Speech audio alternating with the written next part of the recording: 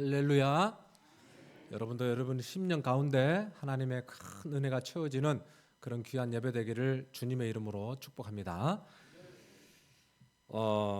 계속해서 우리는 사도 바울의 이야기를 보고 있는데요. 이방인의 그릇으로 부르시고 그 이방인의 그릇으로 빚어가시는 하나님의 손길을 우리가 보고 있습니다. 그리고 하나님의 뜻을 이루기 위해서 하나님께서는 사람들을 불러서 그 사람들을 통해 일하고 계시는 그 장면들을 우리가 보고 있어요. 교회를 핍박하려고 사울이 다메섹으로 가는 중에 큰 빛과 음성을 들었고, 그래서 그가 눈이 멀고 식음을 전폐하고 있을 때에 예수님께서 아나니아를 불러서 사울을 찾아가라 하시고, 찾아가서 손을 얹고 기도할 때에 눈에서 비늘 같은 것이 벗겨지고 새로운 영안이 열리고, 그래서 그가 세례를 받고 하나님의 사람으로 변화되고 새로운 사명을 받는 이 놀라운 역사들이 일어났었어요. 여러분, 이 상황 이후에 어떤 일이 벌어졌는지는 우리가 지난번 읽었던 성경에 나와 있는데 19절에 보면 이렇게 기록이 되어 있습니다. 사울이 다메섹에 있는 제자들과 함께 며칠 있을새 그랬어요. 자, 다메섹으로 핍박을 하려고 가다가 예수를 만나서 그가 변화되었는데, 다메섹에 있는 예수의 제자들을 그가 만나서 며칠 동안 있었어요. 무슨 대화를 했을까요? 무슨 대화를? 그가 만났던 이야기를 하겠죠. 예수라는 분을 내가 만났어. 놀라운 빛을 경험했어. 음성을 들었어. 이게 무슨 일이야? 예수가 누구야? 도대체 왜 예수가 죽었고 부활했지? 왜 내 삶에 이런 일이 벌어졌을까? 지금 이 사도 바울과 사울과 그 제자들과 이런 대화를 나누지 않았겠어요? 복음의 이야기를 나누지 않았겠어요? 그랬을 때 이 바울 속에, 사울 속에 놀라운 은혜를 경험했겠죠. 이분이 바로 예수구나. 이게 바로 복음이구나. 내가 새로운 삶을 얻었구나. 그랬을 때에 사울의 성격상 가만히 있을 수가 없었어요. 아주 불같은 성격 아닙니까? 그냥 뛰쳐나간 거예요. 뛰쳐나가. 그래서 20절에 보면 이렇게 기록이 되어 있습니다. 즉시로 각 회당에서 예수가 하나님의 아들이심을 전파하니, 지금껏 그가 부정했고 핍박하고 무시해왔던 예수 그리스도, 그분을 즉시로 변화돼서 회당에 들어가, 사자굴로 들어간 거예요. 회당에 들어가 그들이 가장 듣기 싫어하는 예수 그리스도 그 복음을 전하기 시작했다는 거예요. 엄청난 역사가 일어났죠. 뭘 우리에게 말씀하고 있습니까? 여러분, 예수를 제대로 만나면 결코 침묵하게 있을 수 없다는 거예요. 예수의 복음이 우리 안에 들어와서 우리를 깨닫게 하고 그 놀라운 빛으로 우리를 비춰주시고 심령이 변화되면 변화된 삶을 가만히 묵혀두고 있을 수 없어요. 증거하고 싶고 알리고 싶어요. 이게 복음의 능력이에요. 은혜로 영안이 열리니까 사울이 가만히 있을 수 없어서 세상 한복판에 들어가서 그들에게 뜨거운 예수 그리스도의 복음을 증거하기 시작했습니다. 여러분, 이런 은혜가 저와 여러분들에게도 있기를 주님의 이름으로 축복합니다. 사울처럼 내가 만난 예수 그리스도를 증거함으로 은혜의 나팔수로 쓰임받는 저와 여러분들이 됐으면 좋겠습니다. 자, 단락을 바꾸어서 오늘 이제 우리가 읽을 말씀은 이렇게 시작이 됩니다. 23, 24, 25절을 보세요. 여러 날이 지나매 유대인들이 사울을 죽이기를 공모하더니, 공모라는 것은 음모를 꾸민다는 거예요. 사울을 죽이기 위해서 모여서 뒤에서 음흉한 계획을 꾸미고 있었다는 거예요. 그래서 그 계교가 사울에게 알려졌어요. 그들이 그를 죽이려고 밤낮으로 성문을 지키거늘 지도새도 못 나가도록 만든 거죠. 그래서 그의 제자들이 밤에 사울을 광주리에 담아서 성벽으로 달아내려요. 그래서 도망하게 되는 그런 일이 기록되어 있어요. 우리가 이 본문을 단순히 읽으면 사울이 변화돼서 뜨거운 열정으로 다메섹에서 말씀을 증거하니 그 이야기를 듣고 있던 사람들이 분이 나서 사울을 죽이려고 했고, 그래서 광주리에 담아서 그 밤에 몰래 성문을 빠져나간 그런 이야기구나라고 우리가 얼른 이해가 되는데, 사실은 이 짧은 구절은 더 깊은 역사적 사건이 담겨져 있어요. 그래서 우리가 읽었던 23절 맨 첫 줄에 제가 줄을 아마 그어놨을 거예요. 여러 날이 지나매라 그랬어요. 지금 다메섹에서 여러 날이 지나매 유대인들이 사울을 죽이려고 했다는 거잖아요. 근데 이 여러 날이 도대체 며칠이지? 몇 날이지? 라고 했을 때 성경에서는 여러 날이라고 지금 누가가 기록했잖아요. 사도행전을 누가가 기록했어요. 근데 누가가 기록한 시점은 사도 바울이 예수 그리스도를 만나서 변화된 시점과 적어도 30년 이상의 차이가 나기 때문에 그가 역사적인 사건을 잘 거슬러 올라가서 살펴서 기록을 했다 하지만 이 잠깐 이 세 구절 사이에 여러 날이 지나매라는 게는 상당한 기간이 포함되어 있어요. 이걸 어떻게 알 수 있느냐면 사도 바울이 자기의 그 과거를 돌이켜서 경험을 고백했던 장면이 갈라디아서에서 나오는데 그 갈라디아서에 이런 내용이 나옵니다. 갈라디아서 1장 17절 18절에 보면은 또 나보다 먼저 사도된 자들을 만나려고 예루살렘으로 가지 아니하고 아라비아로 갔다가 그랬습니다. 지금 이 다메섹에서 있었던 일이에요. 그가 예수 그리스도를 만나고 변화된 다음에 나보다 먼저 사도된 자들을 만나려고 베드로, 요한, 야고보를 만나려고 예루살렘으로 가지 아니하고 아라비아로 갔다가 그 다음에 다시 다메섹으로 돌아갔노라. 그 후에 3년 만에 내가 게바를 방문하려고 예루살렘으로 올라가서 그와 함께 15일을 머무는 동안 이렇게 지금 이야기가 나와요. 자, 그래서 이 갈라디아서와 이 사도행전을 딱 종합해서 보면 여러 날이 지난 후에라는 이 여러 날 속에는 적어도 3년이라는 기간이 들어가 있습니다. 이 3년이라는 기간은 사울이 아라비아로 가서 지냈던 시간이에요. 다메섹에서 있다가 아라비아로 그가 갔어요. 그래서 아라비아라는 광야에서 그가 3년을 지냈는데 무슨 일을 했을까요? 여러분 그 3년 동안은 구체적으로 기록되어 있지 않아요, 성경에. 그러나 그 3년 동안 광야에서 사울이 무엇을 했을까? 하나님을 직접 만나 예수 그리스도의 복음을 깨닫는 그런 시간을 가졌을 거예요. 그리고 나서 그가 깨달은 다음 다시 다메섹으로 돌아왔고, 그래서 그가 말씀을 증거할 때 고난을 받고 핏발받고, 그래서 광주리를 타고 성문에서 도망 나와 예루살렘으로 가서 예루살렘에서 베드로를 만나는 그런 이야기로 이렇게 흘러 내려가는 것을 알 수 있습니다. 그러니까 숨겨져 있는 사도 바울의 인생에 있어서 3년이라고 하는 이 기간이 그냥 공백기가 아닌, 어떻게 보면 이 사울을 믿음으로 잘 양육하고 영적으로 성숙해지는 그런 과정이었다는 것을 우리가 알 수 있습니다.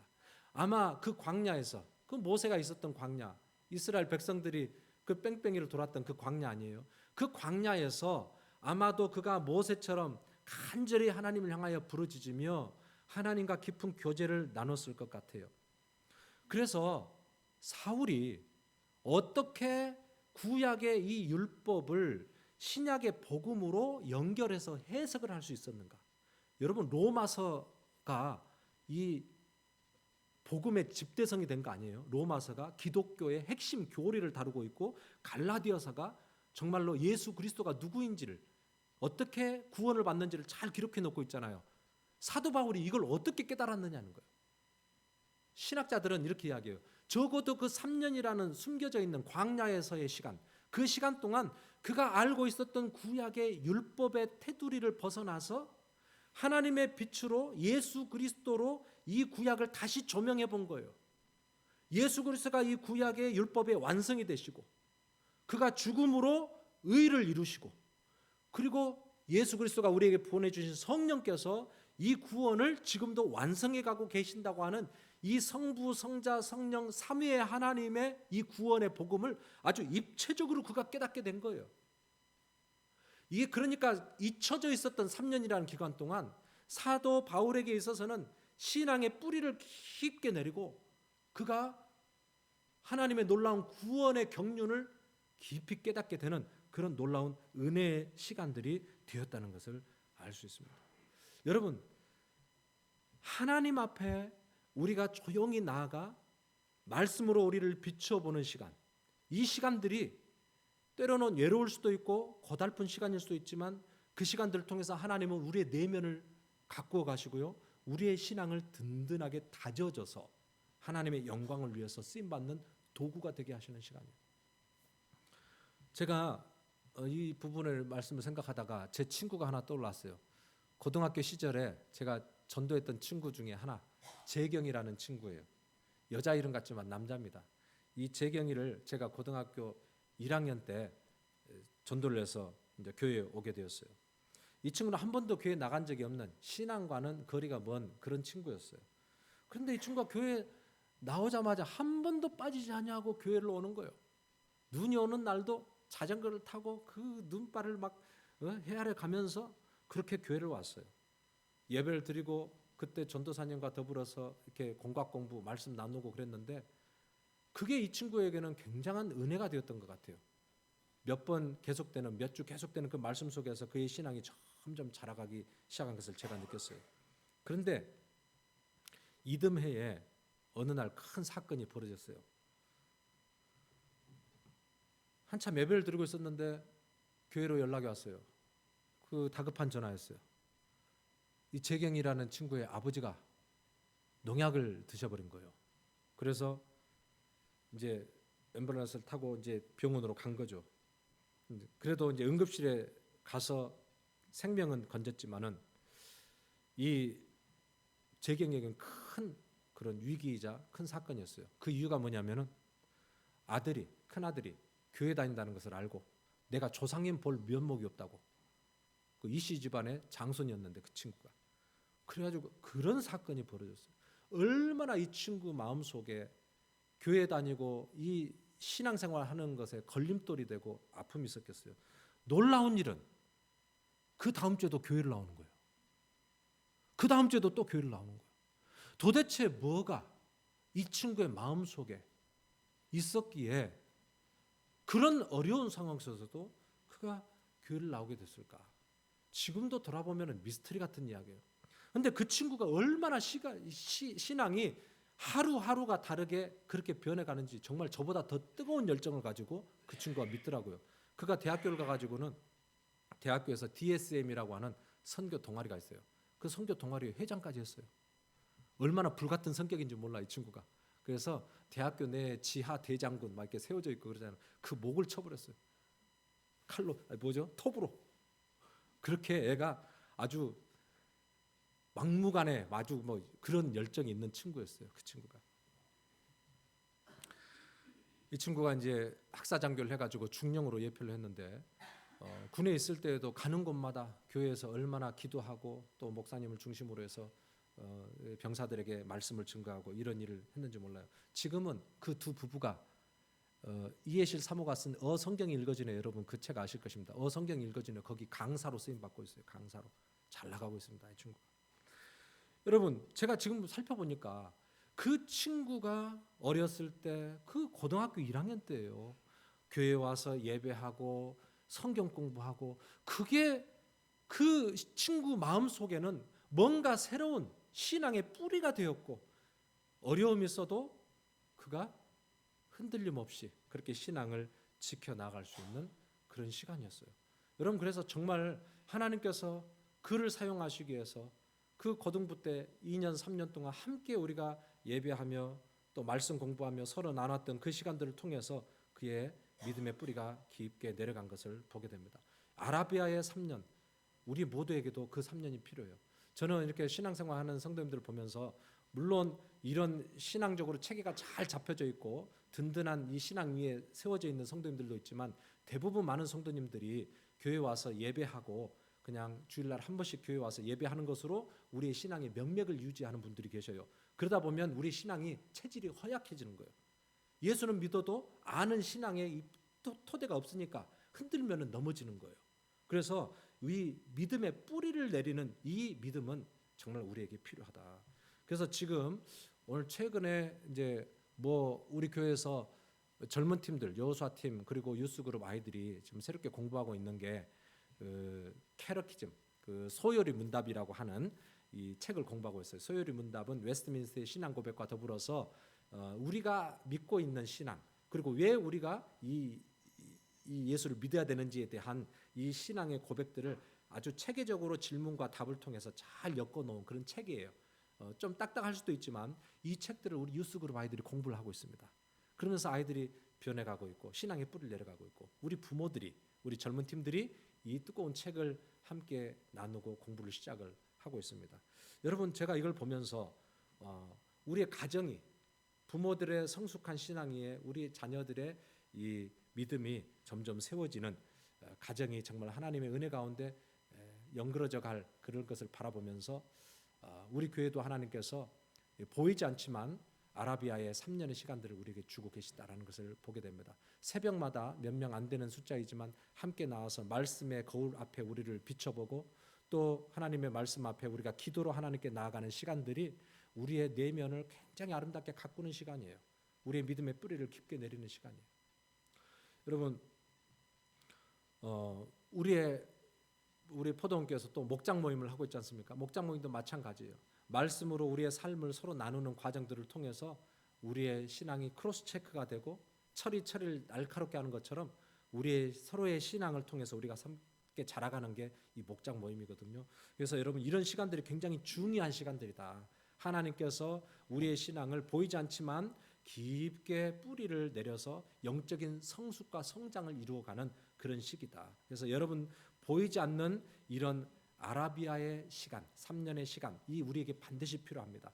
여러분 이 은혜들이 우리에게 꼭 있어서 하나님께서 우리 교회, 우리 가정들을 귀하게 쓰시는데 조금도 부족하지 않는 영적인 자양분이 충분한 저와 여러분들 되어지기를 주님의 이름으로 축복합니다. 자, 이 3년의 성숙의 기간을 쭉 지나오면서 사도 바울 마음속에 얼마나 기쁨이 있었고 막 은혜가 충만했겠어요. 그래서 막 입술을 벌리기만 하면 막 불같이 막 하나님의 말씀이 막 쏟아져 나오는 거예요, 사도 바울이. 그래서 3년 이후로 다시 다메섹에 돌아왔다 그랬죠. 다메섹에 돌아와서 이렇게 말씀을 막 전하기 시작하니까 수많은 사람들이 그의 말씀을 듣고 은혜 받고 변화되고 주를 믿기로 작정했어요. 그러나 또 반대로 유대인들은 더 분이 나고 화가 나는 거죠. 위협감을 느꼈습니다. 성경에 능통했던 사도 바울이에요.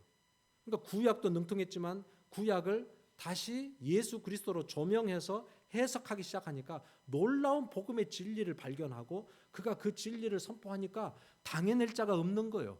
당해낼 자가 없어요. 그래서 결국 유대인들이 모여서 사울을 죽이기로 결의를 하고 이제 성문을 딱 닫아놓고 지도새도 모르게 죽이려고 했던 거죠. 이걸 보면은 우리가 알 수 있는 사실은 보이지 않는 영적인 전쟁이 시작되고 있다는 것을 알 수 있어요. 여러분 사탄은 우리가 세상과 타협하고 살고 내 뜻대로 살 때는 절대 우리를 두려워하지도 않고 우리를 위협하지 않습니다.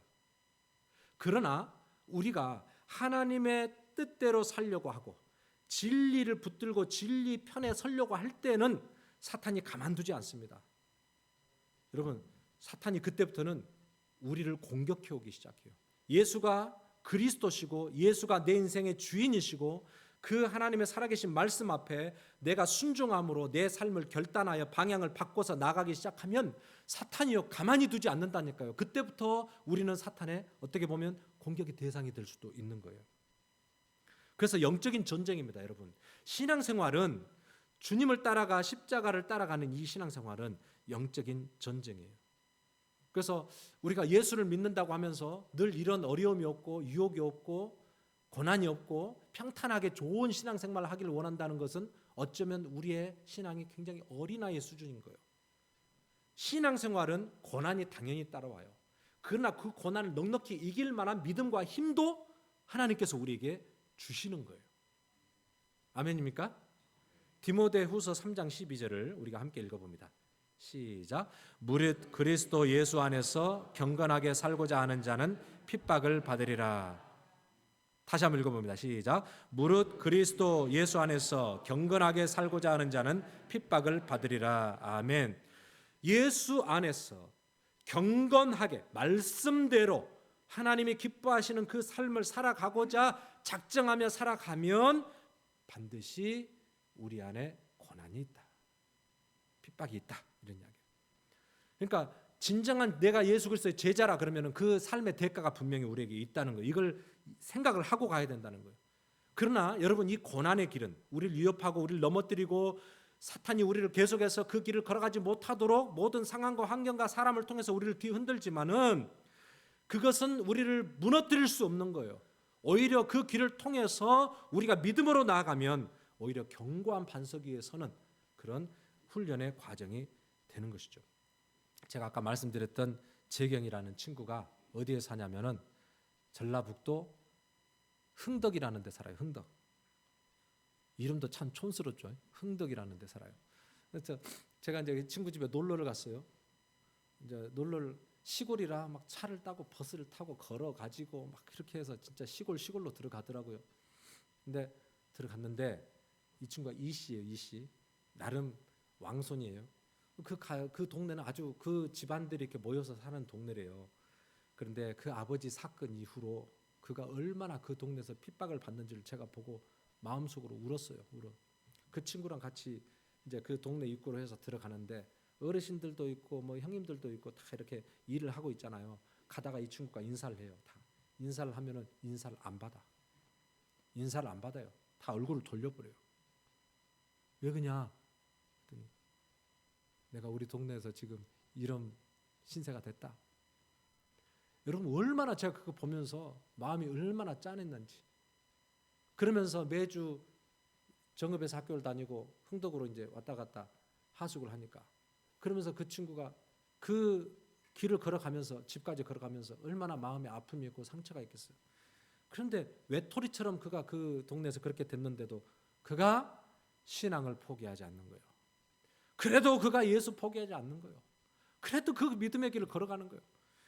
야, 진짜 이거 고등학교 1학년, 2학년 그 안에 어떤 믿음이 있어서 지금 돌아보니까 이건 하나님이 하신 거고 하나님이 그 안에 복음의 씨앗, 믿음의 씨앗을 뿌려서 참 그 고등학생으로서는 견딜 수 없는 그런 상황이지만 그가 그 믿음을 지키고 그 길을 걸어갔던 것을 제가 참 봅니다. 이 믿음이라고 하는 것은 여러분 이렇게 힘이 있어요. 고등학생 아무것도 모르는 것 같지만 예수의 복음이 그 안에 심겨졌을 때 이게 정말 진리라는 것이 깨달아졌을 때 그가 상황과 환경에 타협하지 아니하고 그 어려움 중에서도 그 길을 걸어가요.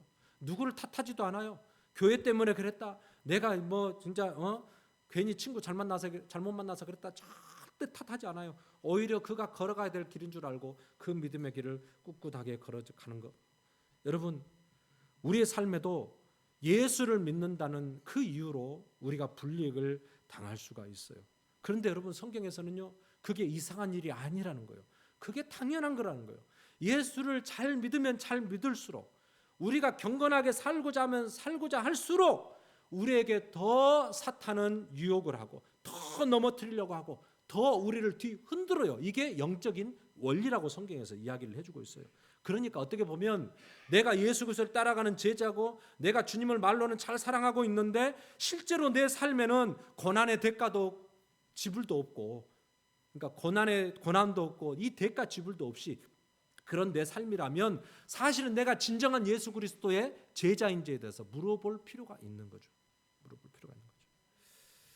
그래서 진정 우리가 예수 그리스도를 나의 구주로 고백한다면 이 세상에 미움이 있지만은 그 고난 속에서도 하나님은 놀랍게 우리를 더 정금 같은 믿음으로 빚어 가셔서 온전한 제자로 세워 가신다는 사실을 우리가 알 수 있습니다. 여러분 우리 신앙은 이런 거예요.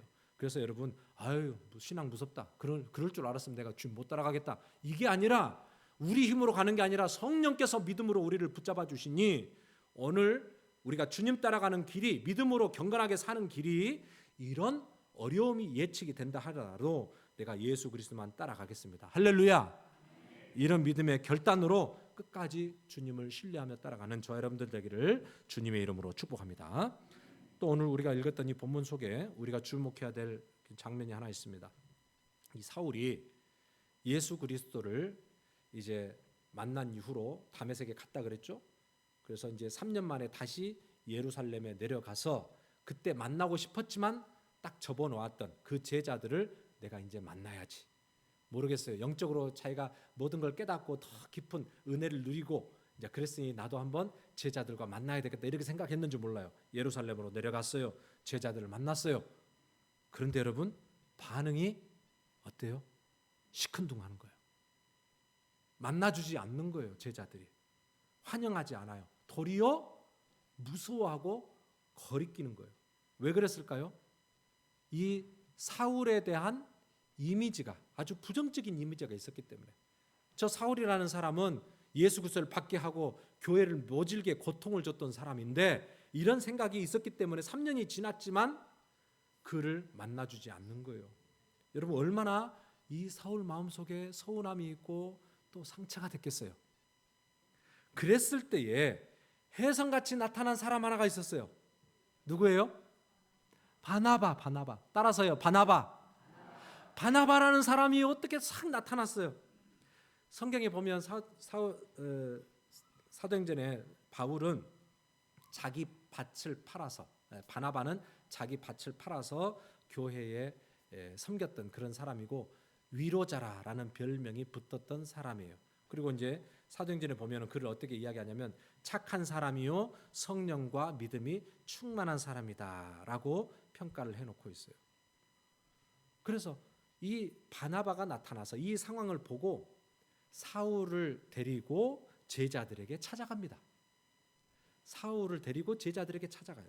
그래서 제자들에게 이 사울은 다메섹에서 부활하신 주님을 만났고 그에게 복음을 들었고 또 그가 다메섹에서 얼마나 담대하게 복음을 전했고 성도들을 전도했던 이런 사람인가를 잘 설명을 해줬어요. 이 바나바의 손길 때문에 교회와 이 사울이 연결이 돼요. 이 바나바의 따뜻한 이 변호로 오해가 풀리고 서로 하나가 되는 그런 역사가 이루어지게 됐던 거예요. 여러분 교회가 세워지는데 바나바 같은 이런 성도들이 꼭 필요합니다. 바나바 같은 성도들. 우리는 교회에서도 같이 예수를 믿어도 같이 복음을 알고 있어도 이렇게 하나 되기가 쉽지 않은 이런 생각들이 우리 안에 있어요. 서로에 대한 편견도 있고 선입견도 있고 내가 저 사람에게 들었던 어떤 소문도 있고 그래 놓으니까 다가가기가 쉽지 않아서 겉돌고 있고 그래서 나는 예수를 알고 나도 교회 공동체 일원으로 함께하고 싶은데 그 사람에게 다가가지 않는 거예요.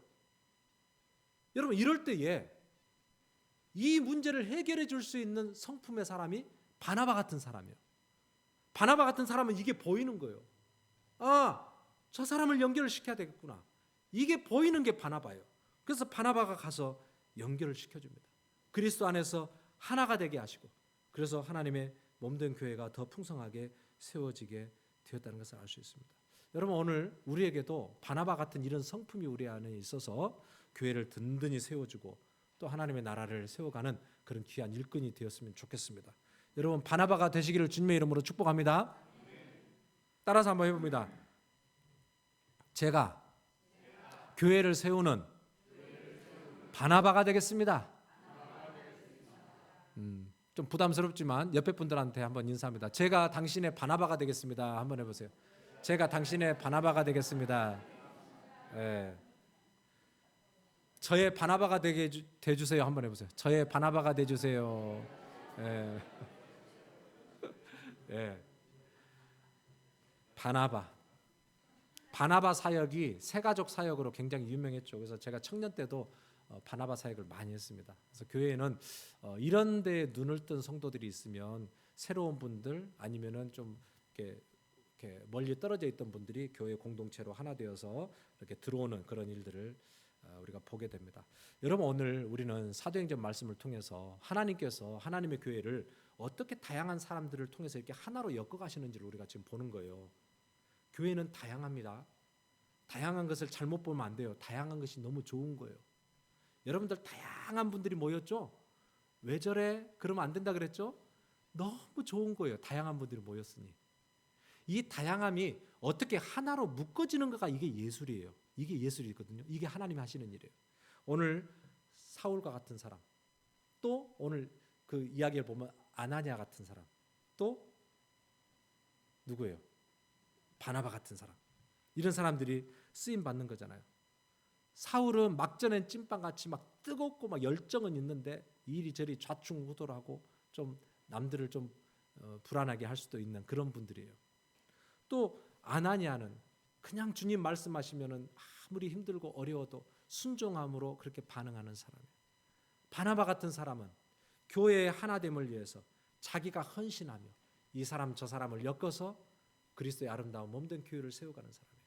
여러분, 이런 사람들이 다 엮어져서 교회가 그래서 그리스도의 공동체로 세워져 가는 것입니다. 여러분, 우리 포도원교회도 하나님은 이렇게 일하고 계십니다. 여러분, 우리가 서로를 바라보는 눈이 하나님께서 교회를 바라보는 눈으로 한번 이렇게 바라봤으면 좋겠습니다. 그래서 우리의 섬김과 우리의 만남을 통해서 우리 교회가 어떤 어려움이 있고 흔들림이 있더라도 그 과정이 오히려 교회를 더 단단하게 믿음의 뿌리를 내리는 그런 계기가 되고, 그래서 성령의 위로 가운데 교회가 더 풍성하게 성장하고 하나 되어지는 그런 놀라운 은혜가 있기를 주님의 이름으로 축복합니다. 아멘. 자, 준비하신 헌금을 하나님께 올려드리겠습니다.